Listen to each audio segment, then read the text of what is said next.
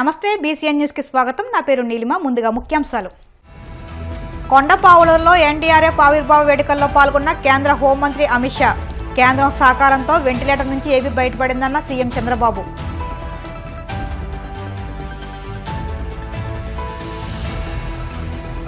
ప్రతి నెల 3వ శనివారం నిర్వహించే స్వచ్ఛాంధ్ర స్వచ్ఛ దివాస్ కార్యక్రమంలో ప్రజలంతా భాగస్వాములు కావాలి పిలుపునిచ్చిన మంత్రి డోలా.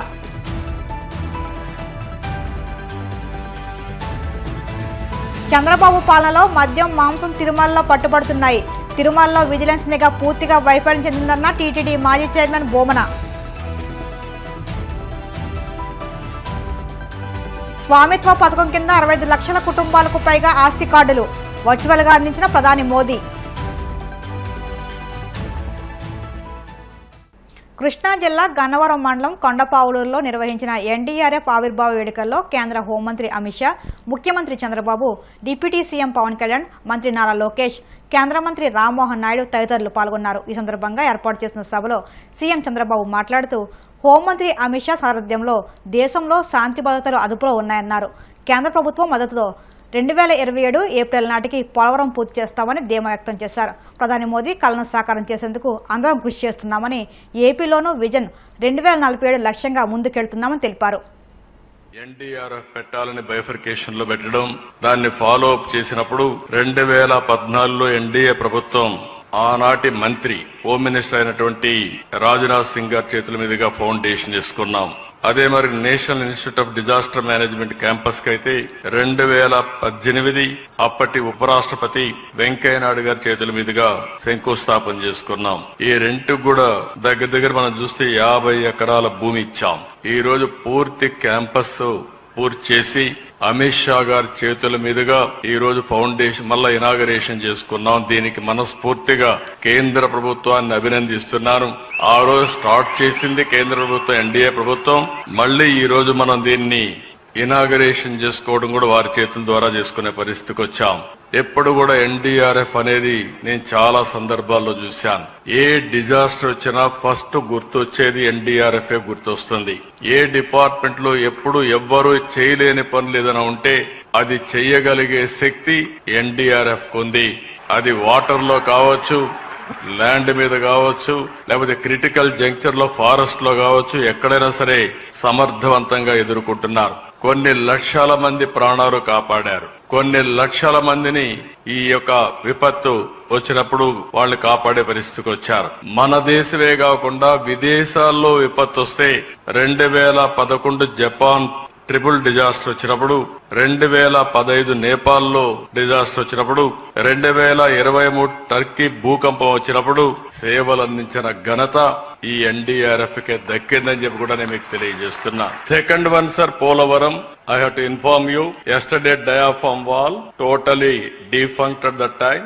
Now parallel diaphragm wall, yesterday they have started. Within 2 years sir, April 2027, we are going to complete Polavaram under your leadership, under your direction, under central government direction. Sir, Visakhapatnam steel plant, very sentimental issue. Vizag steel, Andhra's right. That is where that slogan, Visakha Ukku, Andhrula Hakkani ఆందోళన చేసి ప్రాణ త్యాగాలు చేశారు.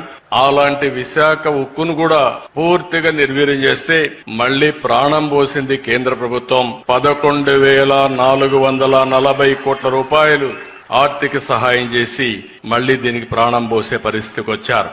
Long pending issue, Visakhapatnam railway zone. Honorable Prime Minister has laid the foundation recently. BPCL and also that factory is coming, and always center is helping us in a big way. But some more hand holding is required from center, sir. Sir, I am requesting so many times you. I don't want to request again, sir.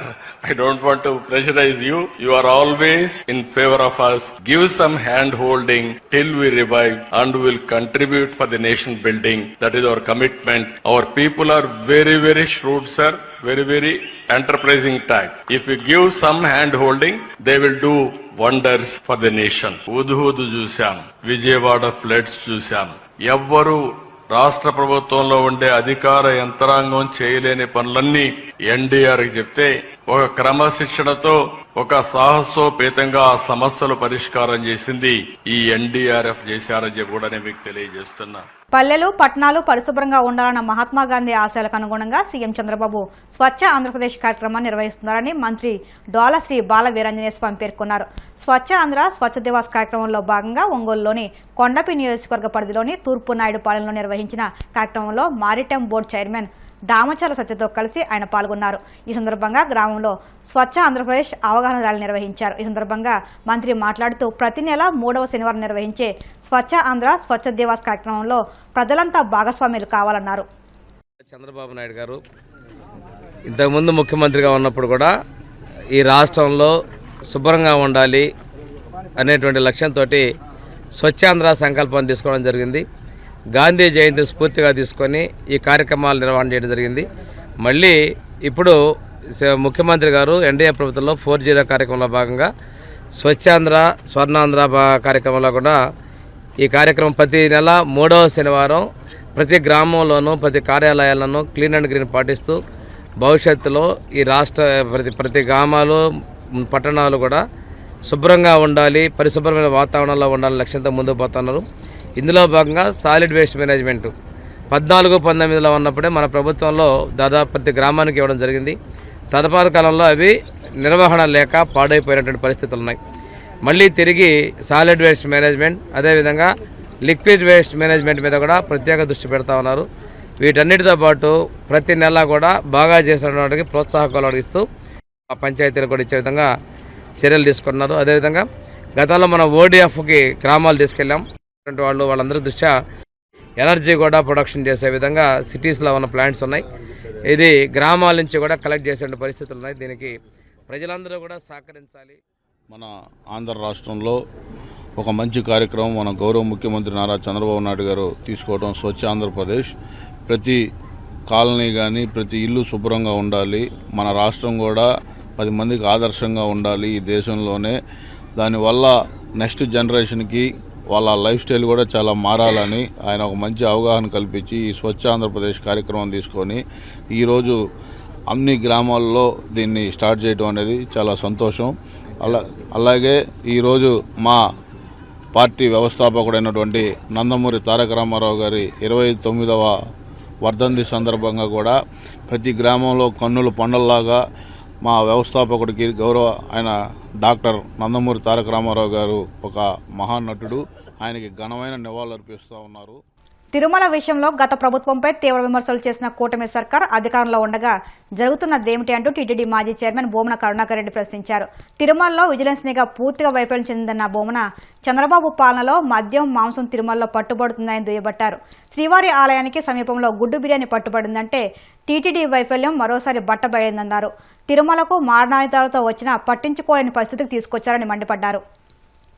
విచారణకు సమీక్షకు ఆదేశించింది అంటే ఈ రాష్ట్ర ప్రభుత్వానికి చంద్రబాబు నాయుడు గారికి ఎంతటి అవమానాలంటే ఈ ఘోర మాటలో చెప్పాలంటే వెంకటేశ్వర స్వామి ఆలయ పవిత్రతను సర్వనాశనం చేసినారు అని కేంద్ర ప్రభుత్వమే చాలా సీరియస్గా స్పందించటం, వెంటనే బిత్తరపోయినటువంటి చంద్రబాబు నాయుడు, పవన్ కళ్యాణ్ గారు నిన్న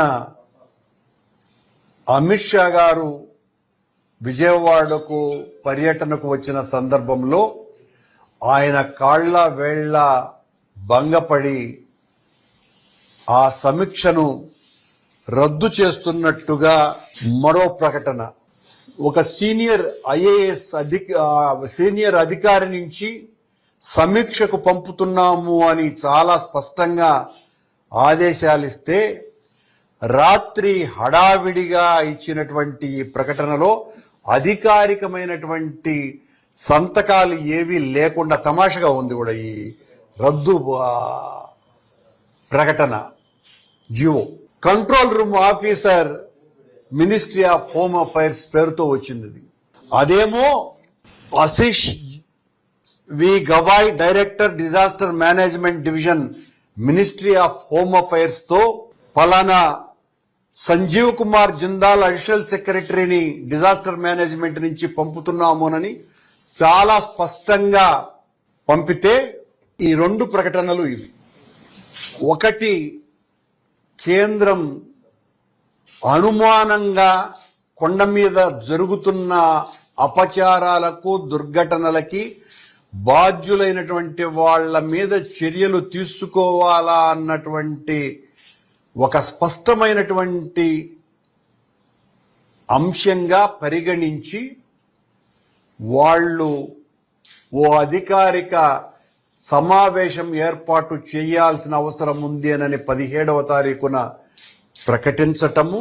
దాని మీద వెంటనే నిన్న అమిత్ షా గారు రాగానే చంద్రబాబు గారు ఆయన్ను మక్కువ చేసుకుని వెంటనే నిన్న రాత్రి పొద్దుపోయిన తర్వాత కంట్రోల్ రూమ్ ఆఫీస్ నుంచి ఈ రకమైనటువంటి ప్రకటన రావటం అంటే ఎంత భయపడ్డారు చంద్రబాబు గారు. మొట్టమొదటిసారి చరిత్రలో లేని విధంగా కేంద్రం తిరుమల వ్యవహారాల మీద జోక్యం చేసుకునే అంతగా ఈ దుర్ఘటనలు జరుగుతున్నాయి అని వాళ్ళు భావించటం.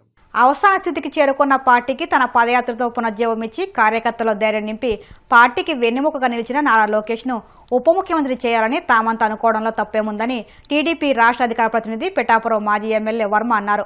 పిఠాపురంలో ఆయన మీడియాతో మాట్లాడుతూ ప్రపంచంలోనే కోటి సభ్యత్వాలు చేసిన ఏకైక పార్టీగా టీడీపీని నిలిపిన నారా లోకేష్కు నియోజకవర్గ తెలుగుదేశం పార్టీ తరఫున ధన్యవాదాలు తెలియజేస్తున్నామన్నారు. ఎన్టీ రామారావు గారు వర్ధంతి సందర్భంగా నిన్న నారా లోకేష్ గారు మీరు పెట్టిన తెలుగుదేశం పార్టీలో కోటి సభ్యత్వాలు చేశాను నేనని చెప్పి నివాళులు అర్పించారు. నిజంగా ఇది ప్రపంచంలోనే గొప్ప విషయం.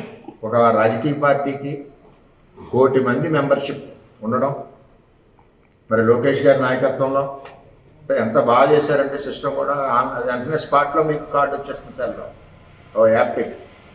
అదేవిధంగా మెంబర్షిప్ కూడా 100 రూపాయలే.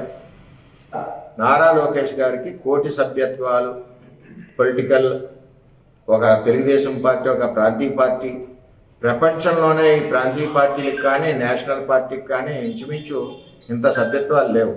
అటువంటిది మనం ఈ రాష్ట్రంలో మొట్టమొదటిసారిగా పొలిటికల్ పార్టీకి ఇన్ని సభ్యత్వాలు ఉన్నాం. నిజంగా గర్వకారణం. అటువంటి తెలుగుదేశం పార్టీలో మేమందరం పనిచేయడం కూడా మా అందరికి కూడా మరీ గర్వకారణం అని చెప్పి నేను తెలియజేస్తాను. లోకేష్ గారికి డిప్యూటీ సీఎం అడుగుతున్నారు ఏంటంటున్నారు కదా మీరు. ఏం తక్కువ ఉంది ఆయనకి? ఆయన ఏం చేశాడో మీకు ఎవరికైనా తెలుసా?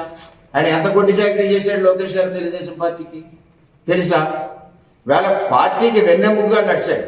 ఇప్పుడు సైడ్ చంద్రబాబు నాయుడు పరిపాలన చేస్తుంటే 2014-19లో రాష్ట్రంలో రూపాయి లేకుండా చిల్లిగా లేనప్పుడు పార్టీని వెనకుండి నడిపించి ఎన్నెముగ్గా ఉన్నాడు. ఒకటిగా జ్ఞాపకం తెచ్చుకోండి, 2009 ఎలక్షన్ ముందు ఆయన నగదు బదిలీ పథకం తెచ్చాడు. ఆ రోజుల్లోనే బ్రహ్మాండంగా యుఎస్లో చదువుకున్నాడు ఆయన యూనివర్సిటీలో. నగదు బదిలీ తెచ్చాడు. ఆ నగదు బదిలీ అప్పుడు ఇంప్లిమెంట్ అయ్యి ఉంటే ఇవాళ టీడీఎస్ బియ్యం స్కామ్ లేదు. అలాగే మొట్టమొదటిసారిగా 50 లక్షల మెంబర్షిప్ చేశాడు, ఆన్లైన్ మెంబర్షిప్. మొట్టమొదటిసారిగా నారా లోకేష్ ఈ ప్రపంచంలోనే పొలిటికల్ పార్టీలకి ఏదికి ఇన్సూరెన్స్ లేని సమయంలో మొట్టమొదటి ఇన్సూరెన్స్ కార్యకర్తగా ఉండాలని చెప్పి పెట్టిన నాయకుడు లోకేష్ గారు. దాన్ని చూసి అన్ని పార్టీలు ఫాలో అవుతున్నాయి, నేషనల్ పార్టీలు కూడా. ఏం తక్కువది? నెక్స్ట్ పంచాయతీరాజ్ శాఖ మంత్రిగా లోకేష్ గారు పనిచేశాడు. ఇవాళ రాష్ట్రంలో 75% రోడ్లు వేసాం. అప్పుడు మన పిఠాపురంలో 75% రోడ్లు వేసాం. ఏం తక్కువ చేశాడు అంటున్నాను నేను. కొంతమంది ప్రాణాలు అర్పించి కాళ్ళు చేతులు పోగొట్టుకుని ఈ పార్టీ గురించి పనిచేసిన కార్యకర్త దేని గురించి పనిచేశారు? చంద్రబాబు నాయుడు నాయకత్వం కావాలి, రేపు తెలుగుదేశం పార్టీ యువ నాయకత్వం కావాలి, రేపు నెక్స్ట్ జనరేషన్కి తెలుగుదేశం పార్టీ. ఇప్పుడు చంద్రబాబు నాయుడు గారు విజన్ మన 47 అది 2047 పెట్టారు. 20 పెట్టారు.